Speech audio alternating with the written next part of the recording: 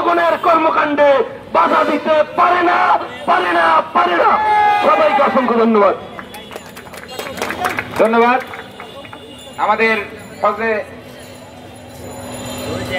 মধু ভাইকে, মাহমুদুল্লাহ মধু ভাইকে আমাদের এখানে সম্মতি জানিয়ে বক্তব্য দিয়েছিলেন। এই পর্যায়ে আপনাদের সামনে গুরুত্বপূর্ণ বক্তব্য নিয়ে আসছেন মৌলিক বাংলার দপ্তর সম্পাদক মোহাম্মদ ফজলে রাব্বি। এক জীবন একবাদী বাংলাদেশ ভালোবাসি। আজকে মৌলিক বাংলার ব্যানারে আমরা সবাই একত্রিত হয়েছি। রাষ্ট্রের সংস্কারের কাজে বাধা নয়, আলোচনায় আসতে হবে। তো আপনারা দেখবেন 2024 জুলাই পরবর্তীতে আমাদের দেশের অনেকের অনেক কিছু বেড়ে গেছে। তাদের দাবি আদায় করার যে রোড ম্যাপ তারা সৃষ্টি করেছে, এটা মনে হয় 2009 সাল থেকে 2023 সাল না 24 সাল পর্যন্ত আমরা কেউ দেখি নাই।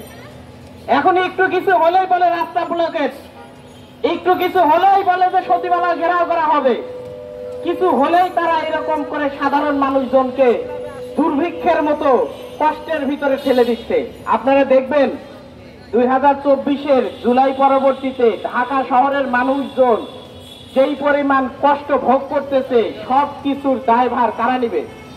এই সমস্ত কিছু লোকজন যারা দাবি আদায় করতেছে। তাদের দাবি কোথায় ছিল 2009 থেকে 2024 পর্যন্ত? তাদের দাবি কোথায় ছিল? তারা কেন আইনের মাধ্যমে যায় না? তারা নিজের হাতে আইন উঠায় নেয়। দেখেন, গত 2 দিন হলো সচিবালয়ের দিকে লক্ষ্য করেন। সচিবালয় বাংলাদেশের ভিতরে একটা গুরুত্বপূর্ণ জায়গা, সেখানে তারা সিন্ডিকেট করে রেখেছে।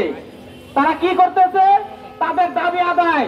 এবং তাদের দাবি আদায়টা কেমন দেখেন, ইউনিট সরকারের পক্ষ থেকে বলা হয়েছে যদি কেউ ঠিক মতো অফিস না করে অথবা যদি দুর্নীতি করে তাহলে তাদেরকে হয় চাকরিচ্যুত করবে অথবা বেতন কমিয়ে দিবে অথবা বেতনকে মাইনাস করে দিবে। তারা কি করতেছে?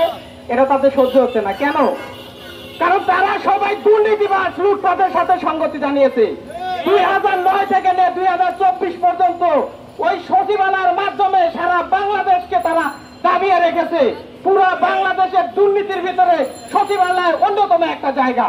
আর সেই সচিবালয়ের ভিতরে এখনো আওয়ামী প্রেতাত্মারা ঘুরে বেড়াচ্ছে। তাদের কোনো লিস্ট করা হয় নাই, তাদের কোনো কিছু এখনো করা হয় নাই। কেন? আমি ইউনিট সরকারকে বলতে চাই 2009 থেকে 2024 পর্যন্ত যারা সচিবালয়ে আছে তাদের ভিতরে আওয়ামী লীগ বেশি আছে এবং তারা এখনো যে আওয়ামী লীগের প্রেতাত্মা নিয়ে তারা ঘোরাঘুরি করছে তার প্রমাণ তারা সচিবালয় ব্লকেট করে